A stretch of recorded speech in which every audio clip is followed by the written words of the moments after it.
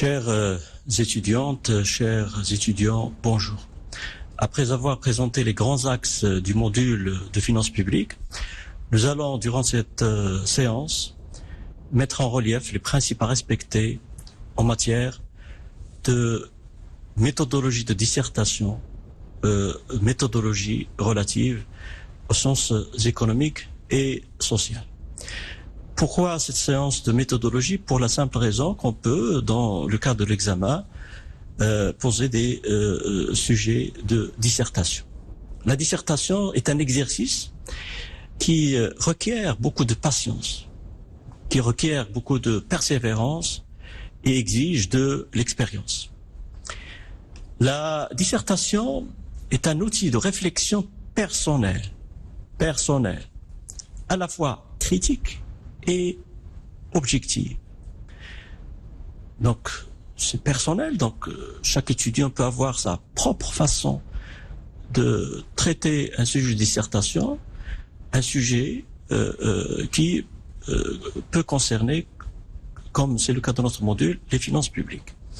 Donc, c'est un outil de dissertation personnel, critique et objective sur un sujet concernant une thématique précise. La thématique qui nous concerne ici, c'est la thématique des finances publiques. Il sera question de traiter le sujet d'une manière pertinente et adéquate. Donc il faut qu'il y ait une adéquation entre la dissertation et le sujet. Il faut qu'il y ait une pertinence dans, disons, l'analyse du sujet. Dans cette dissertation, l'argumentation est fondamentale. Il faut apporter les arguments nécessaires pour étayer les propos et les idées qui seront développées dans le cadre de cette dissertation. Dans l'exercice de dissertation, une chose est fondamentale. Il faut savoir gérer le temps qui est imparti à cette dissertation.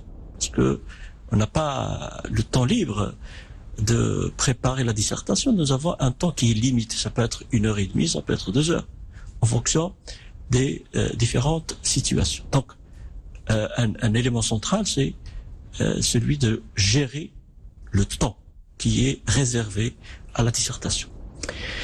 En sciences économiques et sociales, la dissertation peut être amenée à 3 grandes phases différentes. Pour réussir cette dissertation, je pense qu'il faut se référer à ces 3 grandes phases. La première phase, c'est la phase de compréhension du sujet. La deuxième phase, c'est la phase de formulation de la problématique et d'élaboration du plan. Et la troisième phase, qui est aussi importante, c'est la phase de rédaction. D'abord, il faut comprendre le sujet, c'est un. Deuxièmement, il faut formuler la problématique et il faut élaborer et préparer le plan. Troisièmement, il faut passer à la rédaction. Donc on va exposer une à une ces 3 grandes phases. Donc on va commencer par la première phase dans la réalisation de la dissertation. Pour réussir la dissertation, donc il y a un ensemble de conseils, un ensemble de recommandations générales pour que l'exercice de dissertation soit réussi. Donc pour la phase 1, la phase de compréhension du sujet, il convient de relire l'énoncé du sujet. Donc dans une dissertation, il y a un sujet. Et le sujet de dissertation, il faut lire et relire l'énoncé du sujet. Pourquoi? C'est en vue de dégager toutes les implications et les problèmes qui s'y rattachent. L'énoncé du sujet, c'est des termes. Il faut comprendre donc le sujet à travers son énoncé. Mais en pratique, comprendre le sujet, c'est 2 éléments centraux. 1, il faut dégager l'idée centrale du sujet. 2, il faut saisir le sens et l'intérêt du sujet. Donc, pour comprendre le sujet, je pense qu'il faut se conformer à ces 2 recommandations. Donc, par rapport au sujet, il faut dégager l'idée centrale. Et par rapport au sujet, deuxièmement, il faut saisir le sens et l'intérêt de ce sujet-là. Donc, pour comprendre le sujet, il faut dégager l'idée centrale du sujet. C'est la première chose à faire. L'idée centrale constitue la synthèse de toutes les questions soulevées et de tous les problèmes posés par le sujet. Donc, l'idée centrale, il faut la comprendre. Donc, ramener le sujet à une idée centrale. Et la définition de l'idée centrale du sujet est extrêmement importante pour éviter le hors-sujet. Donc, lorsqu'on va, par exemple, poser un sujet sur l'exécution, donc, l'idée centrale, c'est l'exécution de la loi de finances. Si c'est un sujet sur la préparation de la loi de finances, l'idée centrale concerne la préparation de la loi de finances. Bon, je vais rester rattaché à notre module qui est celui du module des finances publiques. Donc, il y a une idée centrale qui est extrêmement importante parce qu'elle est le reflet de toutes les questions soulevées et de tous les problèmes posés par le sujet. Donc, si on dégage l'idée centrale, on va éviter ce que nous appelons le hors-sujet. C'est de traiter le sujet d'une manière différente de ce qui est demandé. Alors, d'abord, pour comprendre le sujet, il faut dégager l'idée centrale du sujet. Et deuxièmement, il faut saisir le sens et l'intérêt du sujet. Le sens du sujet et l'intérêt du sujet. D'abord, le sens du sujet. Pour définir le sens du sujet, il faut répondre aux questions suivantes. Le sens. Pour ne pas se tromper sur le sens du sujet, il faut répondre aux questions ci-après. Que j'ai ramené à trois questions importantes. Alors, première question, le sujet nécessite-t-il de traiter des éléments particuliers? Donc, il y a l'idée centrale, mais aussi, il y a les éléments particuliers, les détails. Deuxième question, exige-t-il un raisonnement orienté dans une direction précise? Donc, il faut là définir la direction dans laquelle il faut orienter le sujet. Et troisième question, quelle est la spécificité du sujet? Le sujet a une spécificité. Il traite du cadre économique, du cadre juridique, du cadre donc social, etc. Comme en finance publique, la spécificité du sujet peut être différente d'un contexte à un autre. Donc, dans la première phase, il faut comprendre le sujet à travers l'idée centrale et à travers donc cette tentative de saisir le sens, mais aussi l'intérêt du sujet. Alors, l'intérêt du sujet peut être cerné à travers la réponse aux questions suivantes. Le sujet et les thèmes qui s'y rattachent, qui se rattachent à ce sujet-là, sont-ils importants actuellement? Donc, il y a l'intérêt. Est-ce que le sujet est important? Est-ce qu'il a un intérêt actuellement? Par exemple, pour les finances publiques, on verra que les finances publiques présentent un intérêt particulier en matière de donc politique publique, en matière d'interventionnisme public à différents niveaux. Donc voilà, donc l'intérêt, le sujet, les thèmes qui sont rattachés au sujet sont-ils importants actuellement? Deuxième question, toujours concernant l'intérêt du sujet, à quel courant et à quel cadre le sujet renvoie-t-il? Parce que parfois, lorsqu'on va par exemple poser la question de l'État, on peut poser la question des théories de l'État et du rôle des finances publiques. Donc il y a des différents courants, il n'y a pas un seul courant qui traite la question. Et donc, il faut répondre à la question lorsqu'il s'agit de ce type de sujet. À quel courant, à quel cadre le sujet renvoie-t-il? Troisième question, pour cerner l'intérêt du sujet, quel est le contexte dans lequel se situe le sujet? Le contexte, est-ce que sur le plan spatial et sur le plan temporel? Spatial, de quel pays il s'agit? Temporel, de quelle période il s'agit? Et donc, on peut parler des finances publiques avant les réformes. On peut parler des finances publiques après les réformes budgétaires, comme on l'a déjà mentionné dans la première séance de ce module. Alors, donc pour réussir cette dissertation, il faut commencer par la première phase, La première phase, c'est la compréhension du sujet. Donc, en résumé, qu'est-ce qu'on va dire concernant cette phase? Il faut d'abord dégager l'idée centrale du sujet, et ensuite, il faut saisir le sens et l'intérêt du sujet. On va passer à la deuxième phase de la dissertation. C'est la phase de formulation de la problématique et d'élaboration du plan. Formulation de la problématique et d'élaboration du plan. Donc on va commencer par la formulation de la problématique. Chaque sujet a une problématique. La problématique, c'est quoi? C'est la présentation d'un problème sous différents aspects. Il se peut que la problématique soit claire à relever, à dégager, à mettre en évidence. Il se peut que la problématique soit difficile à relever lorsqu'il s'agit d'une citation. Et donc la problématique, c'est la présentation d'un problème sous différents aspects, mais par rapport au sujet. La problématique découle de la question à laquelle il s'agit de répondre. Il y a une question à laquelle il s'agit de répondre. On en a parlé tout à l'heure. Là. Il y a l'idée centrale. Donc il y a aussi la question centrale à laquelle il s'agit de répondre. Par exemple, l'élaboration et la préparation de la loi de finances. Donc ici, la problématique est claire. Mais j'ai dit que parfois, dans certains sujets, la problématique n'est pas facile à délimiter. Mais il faut comprendre le sujet. C'est pour ça que la phase 1 est fondamentale. La problématique découle de la question à laquelle il s'agit de répondre, mais aussi la problématique doit être bien posée. Parce qu'une problématique mal posée est un hors-sujet. Lorsqu'on va donc poser comme sujet l'élaboration, vous allez parler de l'adoption de la loi de finances. Donc ce sont deux sujets qui sont différents. La problématique est évidemment la phase cruciale de la dissertation. Pour traiter la problématique, il est nécessaire d'adopter une démarche. Donc d'abord, il y a une problématique. Ensuite, il y a une démarche.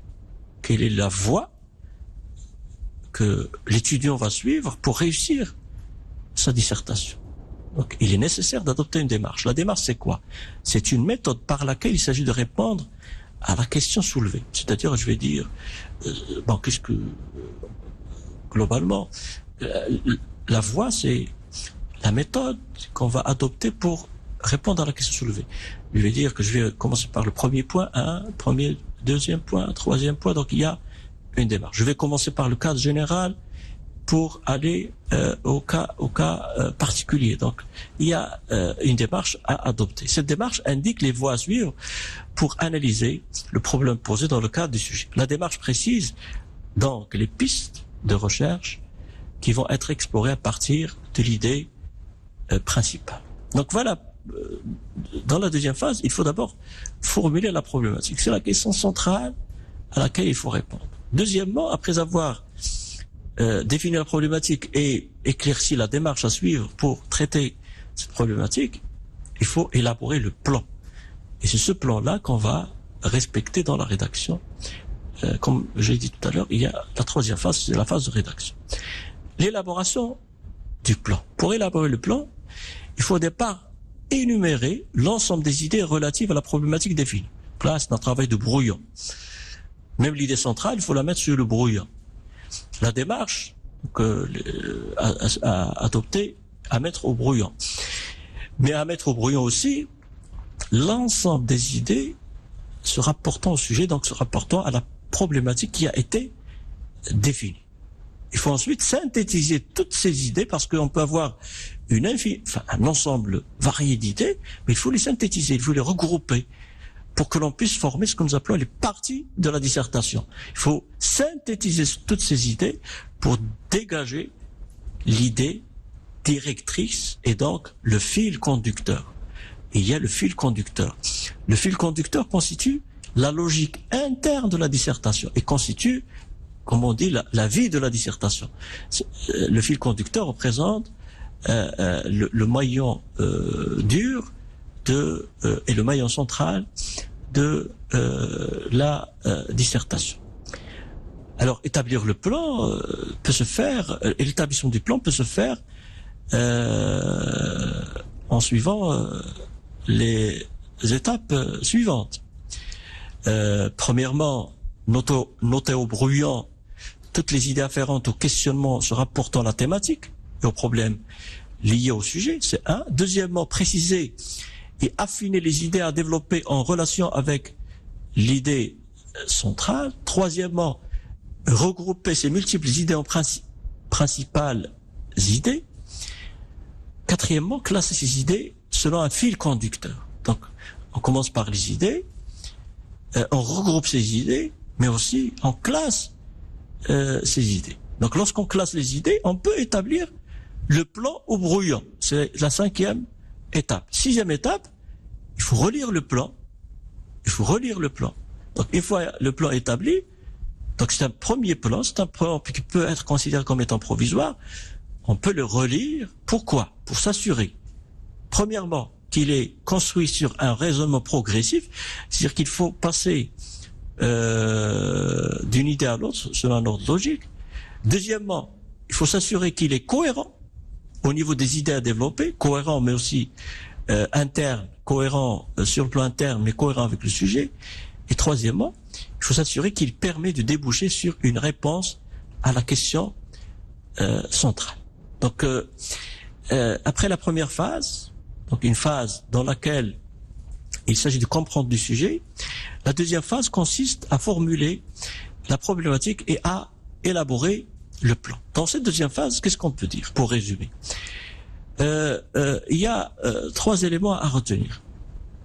Premièrement, il faut prendre le temps d'analyser le sujet de manière générale, mais aussi de manière détaillée en vue de dégager la problématique. Deuxièmement, il faut mettre en relief au brouillon, j'insiste beaucoup sur le brouillon, il faut mettre en relief au brouillon toutes les questions ou éléments d'information qui viennent à l'esprit et qui se rapportent au sujet. Troisièmement, il faut organiser les idées selon un fil conducteur. Et dernièrement, quatrièmement, il faut élaborer un plan détaillé selon un ordre logique et cohérent. Après la deuxième phase, donc le plan est établi maintenant, on passe à la rédaction. La dissertation, comme vous le savez depuis les années précédentes, la dissertation comporte 3 parties. Une introduction, un développement, une conclusion. Ça, c'est des choses que vous connaissez déjà. Mais que doit contenir la conclusion? Comment procéder pour réussir le développement? Et quelle sera la forme de la conclusion? Donc, je vais commencer par l'introduction. L'introduction générale de la dissertation doit comporter en fait 3 parties, généralement 3 parties. La première partie de l'introduction doit présenter l'intérêt du sujet. Elle doit présenter l'intérêt du sujet, on en a parlé tout à l'heure.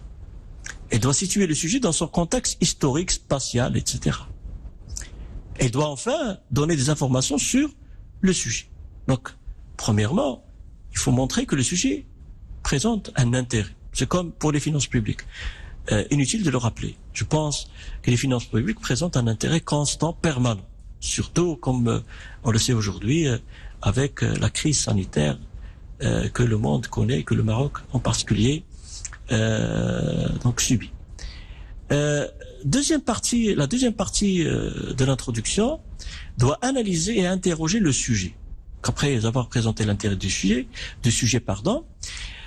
il faut analyser et interroger le sujet. Autrement dit, il s'agit de définir la problématique et de repérer les questions relatives au sujet et ses présupposés. Vous voyez bien l'intérêt de la phase 1 et de la phase 2. Donc, notre travail est facilité. Dans cette deuxième partie, un questionnement doit apparaître dans l'introduction, soit sous forme interrogative ou sous forme affirmative. Donc, interrogative, c'est-à-dire des questions, mais parfois, on peut intégrer des questionnements sous forme affirmative.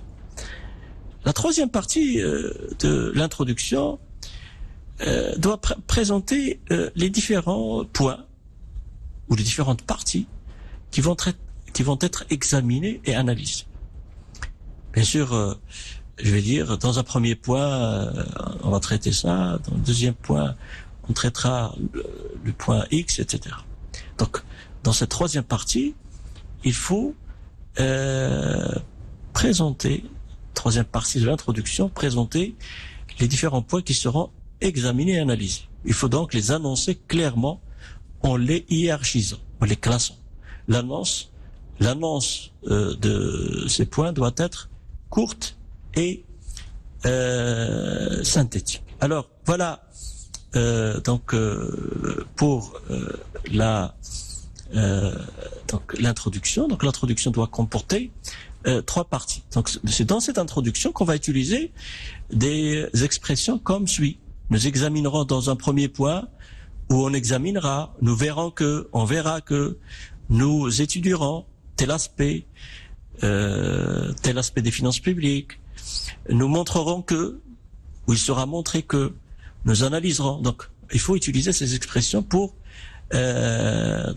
annoncer les points qui seront traités dans cette dissertation. Alors, on a dit que la dissertation, dans le cadre de la rédaction, comporte trois parties.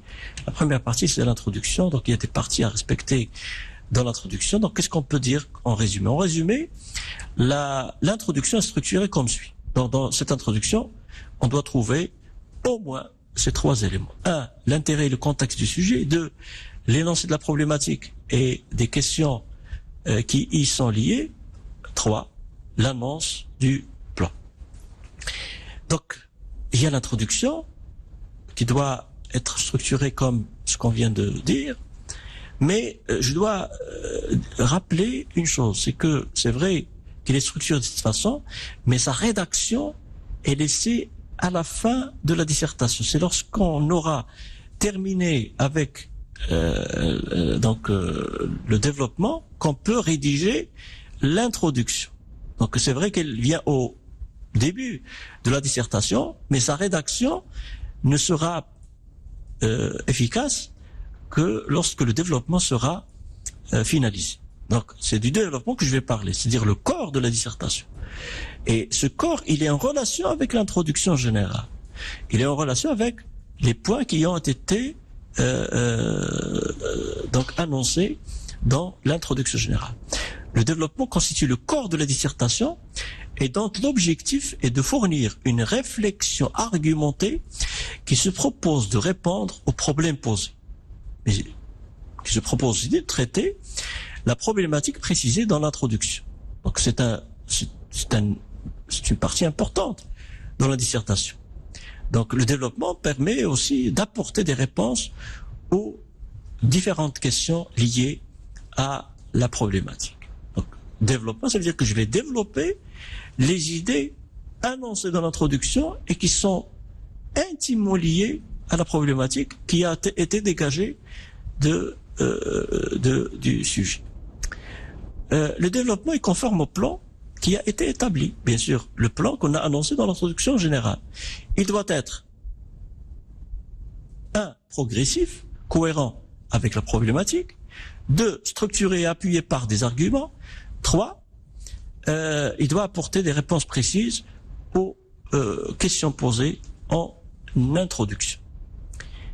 Il est à noter que chaque partie du développement doit être reliée à la suivante par une phrase de transition. Bien sûr, dans le développement, il y a plusieurs points. On va dire plusieurs parties, plusieurs paragraphes. Pour passer d'un paragraphe à l'autre, d'une partie à l'autre, d'un point à l'autre, il faut utiliser les phrases de transition. Ces phrases de transition, qu'est-ce qu'elles permettent? Elles permettent d'établir un lien logique entre les différents points et permet d'indiquer une progression de la dissertation. Donc c'est important d'utiliser des phrases de transition. Exemple, on va dire, on a fini avec le point 1, donc on va dire, après avoir exposé le cadre général des finances publiques, nous allons nous pencher sur l'exécution de la loi de finances, par exemple. Donc voilà un exemple. Donc il faut toujours montrer qu'on a fini avec le premier point et qu'on va passer à un autre point. Donc la dissertation comprend l'introduction générale, comprend le développement, mais comprend aussi la conclusion. La conclusion, comme l'introduction, la conclusion générale comme l'introduction générale, doit comporter plusieurs parties. Je les ai ramenées à 3. Alors la conclusion de la dissertation doit premièrement faire la synthèse de ce qui a été développé et doit donner une réponse à la problématique qui a été posée au début de la dissertation. Ça, c'est important. Donc la conclusion doit synthétiser ce qui a été développé en quelques phrases, en des phrases très courtes. Il faut clairement montrer que l'on arrive à la fin de la dissertation. La conclusion, c'est la fin de la dissertation. Dans cette conclusion, on peut utiliser un ensemble de formules telles que, en conclusion, nous pouvons dire que nous avons vu que, en définitive, il apparaît que, pour conclure, on pourrait dire que, finalement, nous avons montré que. Donc il y a un ensemble d'expressions qu'il faut utiliser pour réussir cette première partie de la conclusion. La conclusion comporte, comme on l'a dit, 3 parties. La première partie, c'est une partie de synthèse, avec un ensemble d'expressions que je vais utiliser. La deuxième partie, c'est une partie dans laquelle il faut rappeler la réponse aux questions posées dans l'introduction. Donc, dans l'introduction, on avait peut-être posé des questions. Dans la conclusion, il faut rappeler les réponses, apporter des questions dans le développement. Mais on va le faire ici dans la conclusion. Donc la réponse, il faut rappeler la réponse aux questions posées dans l'introduction et bien sûr rappeler aussi les conclusions sur lesquelles l'analyse a débouché. Troisième et dernière partie de la conclusion. Dans cette conclusion, il est souhaitable de suggérer les limites et les dépassements, ce qu'on appelle aussi les apories du sujet et envisager d'autres pistes d'analyse éventuelles. Parce que le sujet peut avoir d'autres pistes de réflexion, d'autres perspectives d'études, d'autres questions, donc plus ou moins générales, plus ou moins pertinentes. Donc la troisième partie, c'est une partie d'ouverture du sujet sur d'autres thématiques. Il s'agit en fait de montrer que le sujet en question n'est jamais totalement analysé et qu'il y a d'autres perspectives de recherche pour l'approfondir. Donc là, c'est une sorte d'ouverture du sujet. En résumé, qu'est-ce qu'on peut dire par rapport à la conclusion? Elle peut être structurée comme suit. D'abord, une synthèse des idées développées. Ensuite, des réponses aux questionnements donc aux questions posées, questionnements donc soulevés et les conclusions qui ont été dégagées. Donc, elle doit comporter aussi les nouvelles approches, les nouvelles visions pour aborder la problématique. Chers étudiants, durant cette séance, nous avons présenté un ensemble de normes, nous avons donné un ensemble de conseils, des conseils pour pouvoir réussir une dissertation en sciences économiques et sociales, une dissertation en finances publiques. Il y a 3 phases. La première phase, c'est la phase de compréhension du sujet. La deuxième phase, c'est la phase de formulation de la problématique et d'élaboration du plan. La troisième phase, c'est la phase de rédaction. La prochaine séance sera réservée à des cas pratiques en matière de dissertation concernant le module de finances publiques. Merci pour votre aimable attention.